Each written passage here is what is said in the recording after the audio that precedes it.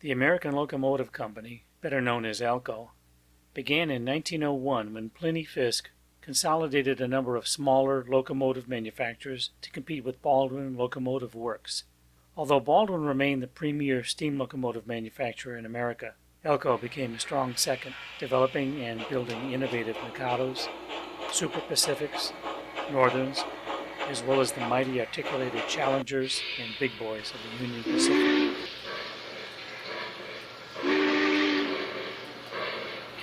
Alco also got an early start on diesel-electric locomotives when it assisted General Electric in building the first production models in 1924.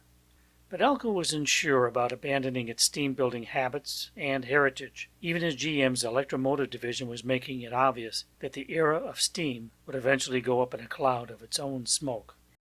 As an initial leader in diesel locomotive production, Alco applied its innovative ideas to early diesel yard switchers when it created a new type of locomotive design that influenced generations of subsequent models, the road switcher. Alco extended the frame of a yard switcher by 10 feet, included a short rear hood that made the cab offset, and gave it better visibility so that a single locomotive could easily double as both a yard switcher and as roadworthy power. Such a locomotive didn't need to be turned around at the end of its run. It took EMD 8 years to catch up with its GP7 version of the popular road switcher design. Perhaps because of its history of manufacturing custom-built steam locomotives, Alco spent too little effort on R&D and failed to standardize manufacturing techniques and common parts, unlike EMD with its General Motors automotive background. That difference gave EMD a cost and quality advantage that they supplemented with exceptional service. After World War II, when demand for diesel locomotives was high to replace aging and ailing steam locomotives, Alco rushed the production of a new diesel power plant with insufficient road testing, the Alco 244. The last two digits represent the year the engine was introduced. The new engine was not as reliable as EMD engines in the rigors of long-haul duty, although it did prove to be dependable in yard switching work.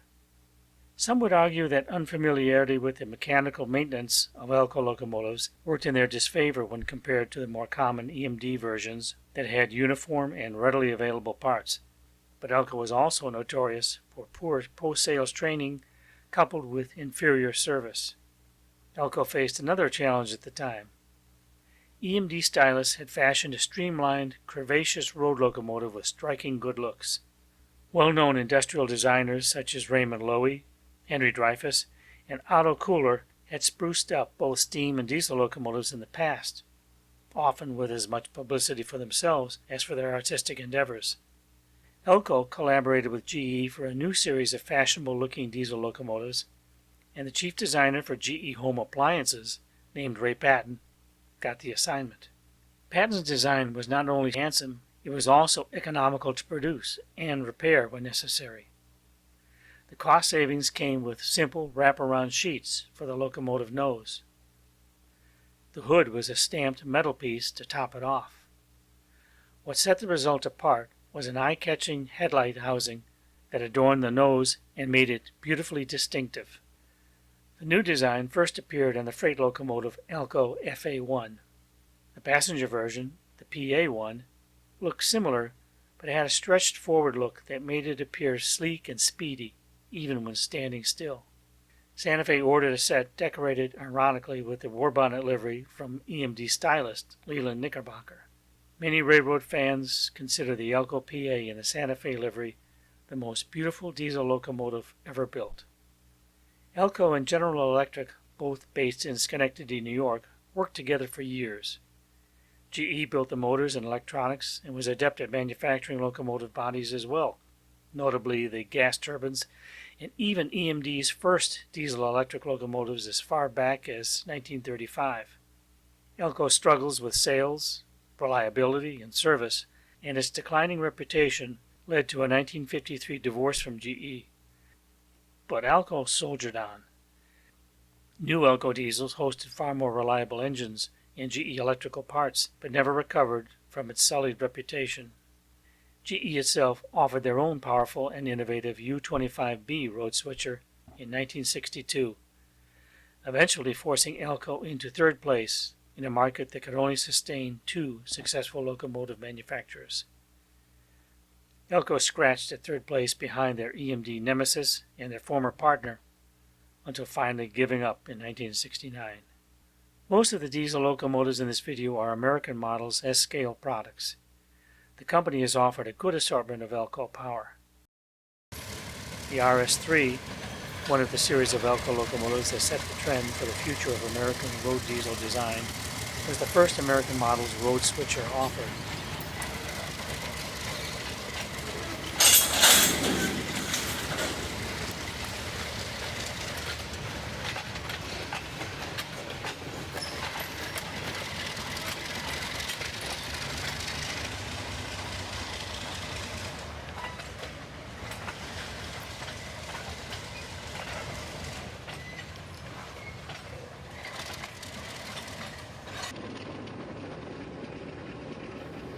The sturdy FA2 and its cabless partner FB2 followed.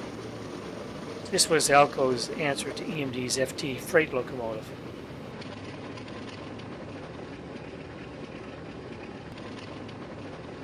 But persistent troubles with the Alco's 244 engine limited its appeal despite its hefty pulling power.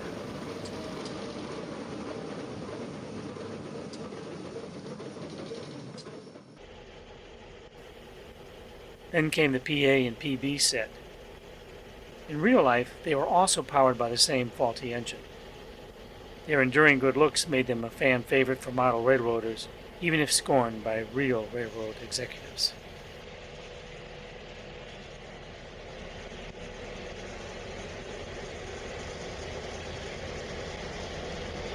In time, Alco developed far more reliable engines that moved their later RS-11 and Century locomotives.